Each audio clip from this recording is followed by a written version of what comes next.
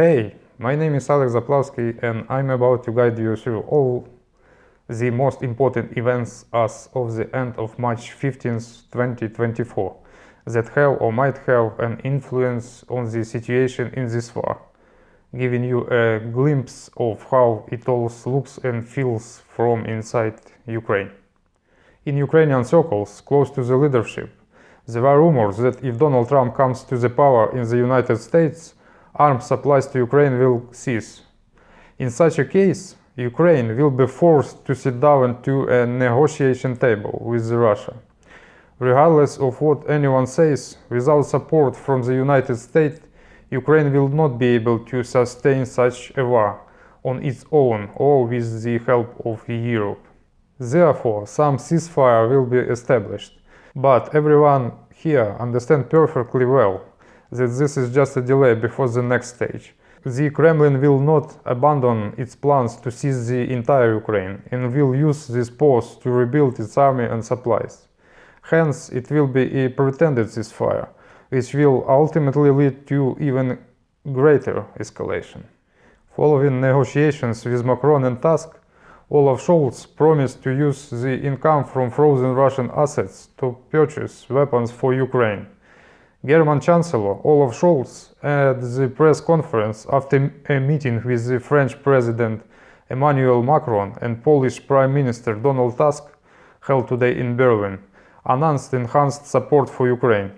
The agreed initiatives are as follows: to purchase even more weapons for Ukraine on the global market, to expand the production of military equipment, including in cooperation with partners in Ukraine, to create a new coalition of long-range reactive artillery means within the Ramstein format, to increase support within the European Union, agreed funds of 5 billion euros to compensate member countries for provided weapons.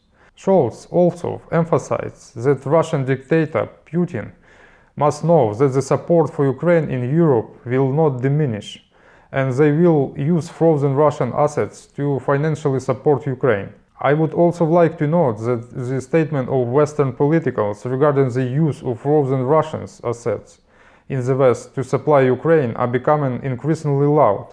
This could potentially compel the aggressor to at least partially cover the losses caused by the daily destruction in Ukrainian territory. However, no one has an answer how to cover the losses incurred in people's lives.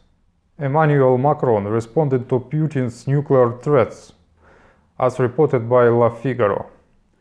The president of France stated that it is inappropriate to threaten when you have nuclear weapons. We are prepared. We have an established doctrine. Our nuclear potential primarily ensures the security of the French, which few countries in the world possess. It imposes on us the responsibility to be the state equipped with this weapon and therefore to never escalate, Macron said. And in one of Macron's interviews on French TV, he announced that France will manufacture 75 Caesar self-propelled howitzers for Ukraine this year, and will triple the production rates of ammunition and missiles. He also emphasized once again that France is considering deploying production on Ukraine territory. When asked by journalists how this can be done, given that the territory is subject to constant missile attack from Russia, and how to ensure the safety to a French engineer who will deploy the production, to this, Macron directly avoids answering, but stated that it is necessary to understand that we are entering the era of wartime economy, with all its consequences. In Russia, elections without choice have begun. The simulation of the electoral process is gaining momentum, and also not without incidents.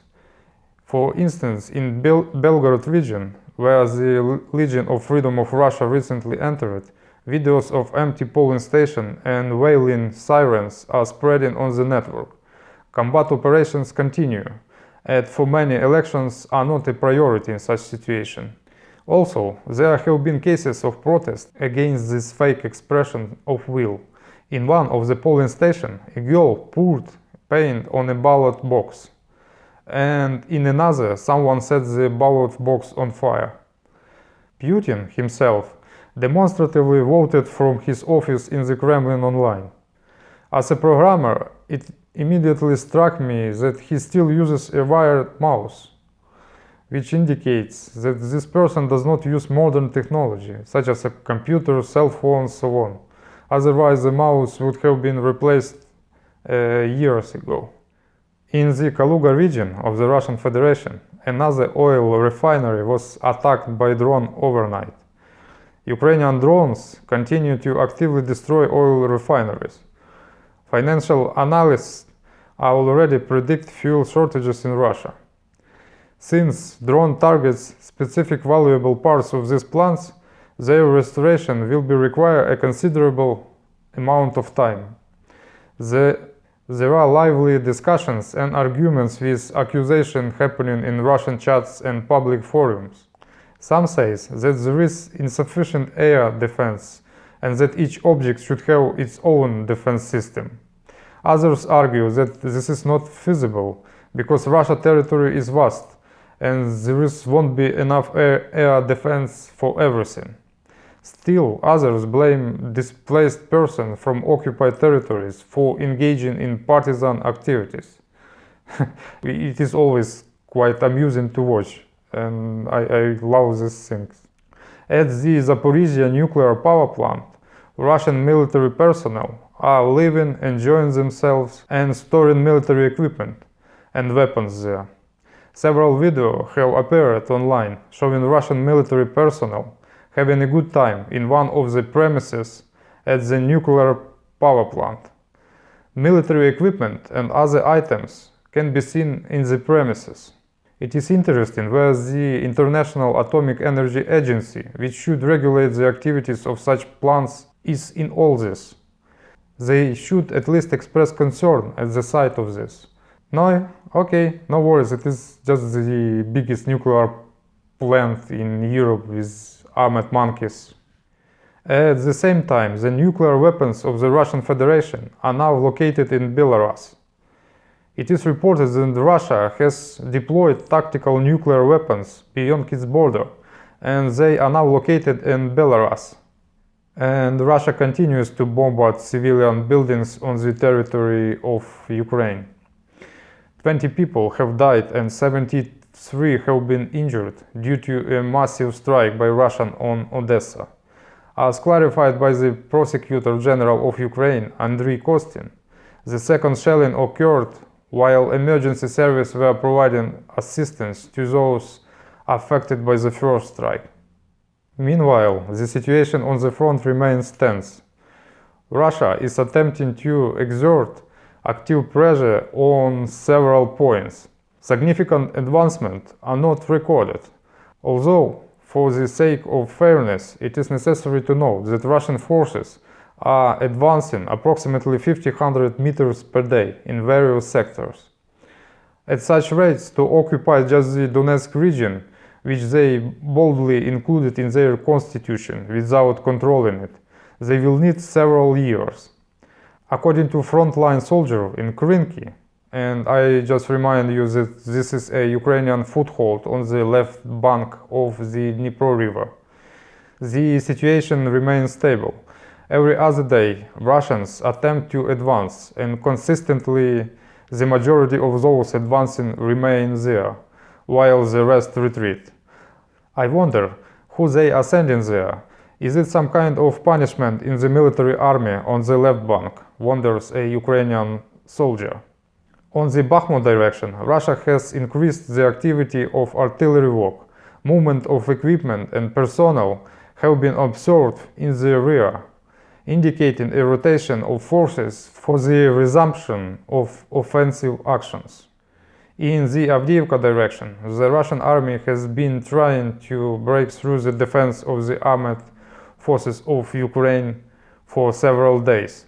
The commander-in-chief of the armed forces of Ukraine, Alexander Syrsky, visited the outskirts of Avdiivka, where according to him the Russian army is attempting to break through the Ukrainian defense.